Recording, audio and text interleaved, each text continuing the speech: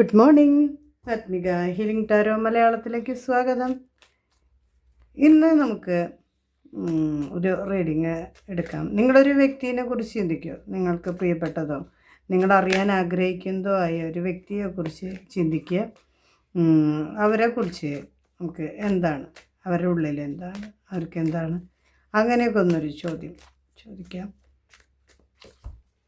നിങ്ങൾ ഒരു വ്യക്തിയെ മനസ്സിൽ നന്നായി വിചാരിച്ച് ബ്രീത്ത് ഇൻ ബ്രീത്ത് ഔട്ട് ചെയ്ത് കുറച്ച് നേരം ഇരുന്ന് റീഡിങ് കാണുക.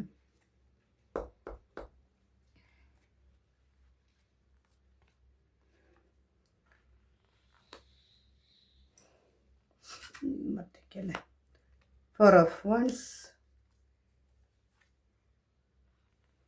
8 of Swords. അത് കാണിക്കാൻ പാടില്ല. ലവേഴ്സ് കാർഡാണ് വന്നിരിക്കുന്നത്.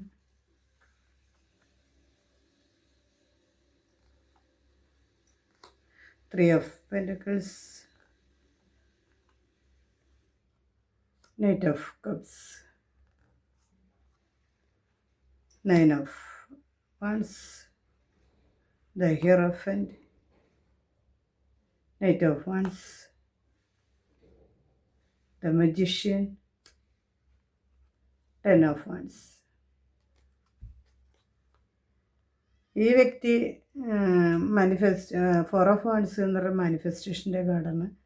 മാനിഫെസ്റ്റേഷനിൽ വിശ്വസിക്കും, അതിലൂടെ മുന്നോട്ട് പോകാൻ ആഗ്രഹിക്കുകയും ചെയ്യുന്നൊരു വ്യക്തിയാണ്. അവർ കൂടുതൽ അത്തരം കാര്യങ്ങളിൽ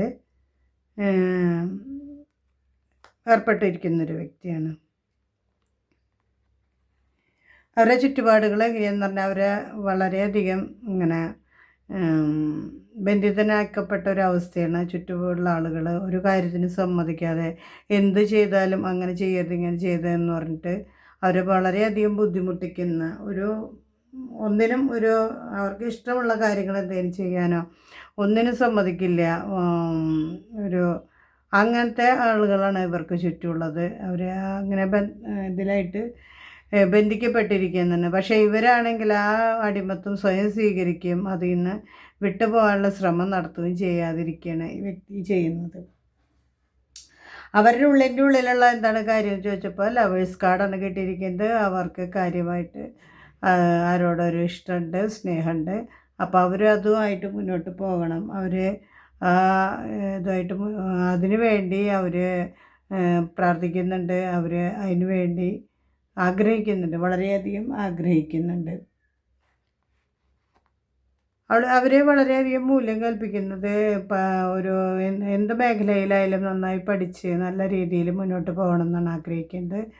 അവർക്ക് കൂടുതൽ അറിവുകൾ നേടണം. അങ്ങനെയുള്ള കുറേ കാര്യങ്ങളിലാണ് ഇവർ കൂടുതൽ ശ്രദ്ധ പതിപ്പിക്കുന്നത്. അതിന് വേണ്ടിയിട്ടാണ് കൂടുതൽ മൂല്യം കൽപ്പിക്കുന്നത്. ഇവർ എന്താണ് ചിന്തിക്കുന്നത് എന്ന് ചോദിച്ചിട്ട് കിട്ടിയുള്ള കാർഡാണ് നൈറ്റ് ഓഫ് കപ്സ് ആണ്.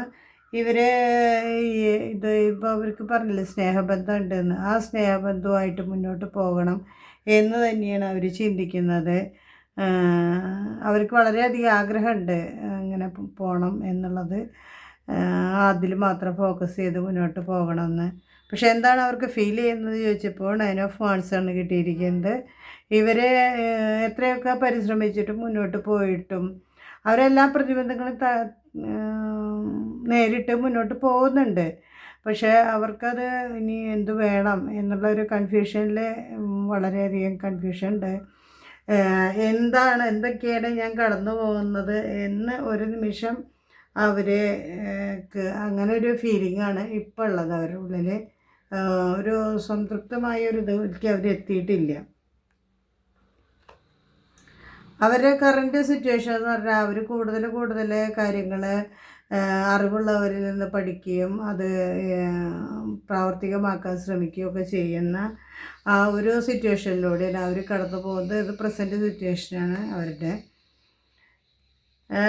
അവരെ ഫ്യൂച്ചറായിട്ട് കിട്ടിയിരിക്കുന്നത് നൈറ്റ് ഓഫ് വാൻസ് ആണ്. അവർ കൂടുതൽ അവരെന്തിലാണോ ഫോക്കസ് ചെയ്തിരിക്കുന്നത്, അവർക്ക് ഒരു പാഷൻ, അവർ എന്തു ജോലിയിലായാലും അതിലവർ കുറച്ചും കൂടി ഊർജ്ജസ്വലമായി മുന്നോട്ട് പോകും, കൂടുതൽ പവർഫുള്ളായി മുന്നോട്ട് പോകും. അങ്ങനെ ഒരു എനർജിയാണ് കിട്ടിയിരിക്കുന്നത്.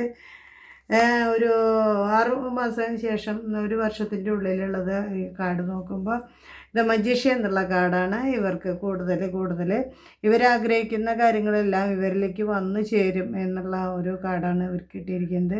എന്തു തന്നെയാണെങ്കിലും അവരുള്ളിൻ്റെ ഉള്ളിൽ ആഗ്രഹിക്കുന്ന ചിലപ്പോൾ ബന്ധങ്ങളായിരിക്കാം, അവരുടെ കരിയർ വൈസ് ആയിരിക്കാം, എന്ത് കാര്യമാണെങ്കിലും അവർക്കത് നേടിയെടുക്കാൻ പറ്റും. അത്രയും ഇച്ഛാശക്തി ഉണ്ട് അവർക്ക്. ആ ഇച്ഛാശക്തിയായിട്ട് മുന്നോട്ട് പോയാൽ അതെല്ലാം അവർക്ക് നേടിയെടുക്കാൻ കഴിയും എന്നുള്ള ഒരു ഗൈഡൻസാണ് ഫ്യൂച്ചറിനെ കുറിച്ച് കിട്ടിയിരിക്കുന്നത്.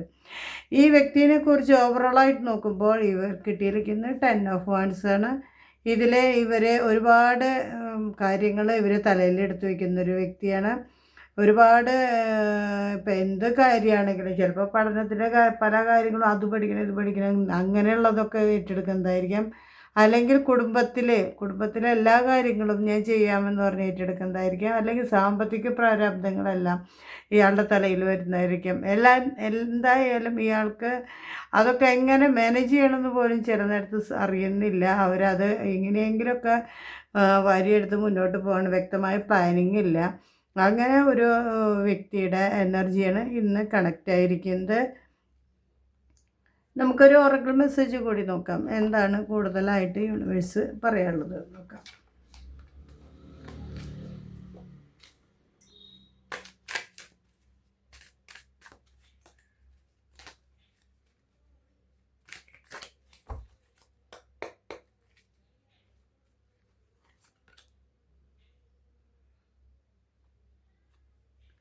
Date night, get ready to be wined and ഡൈൻഡ്.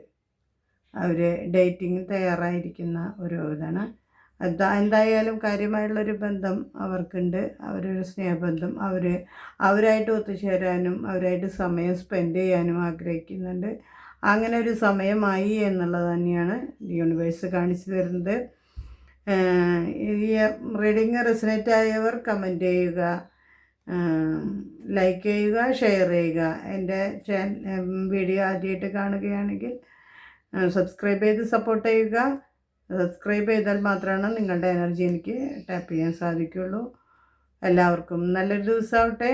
Thank you universe.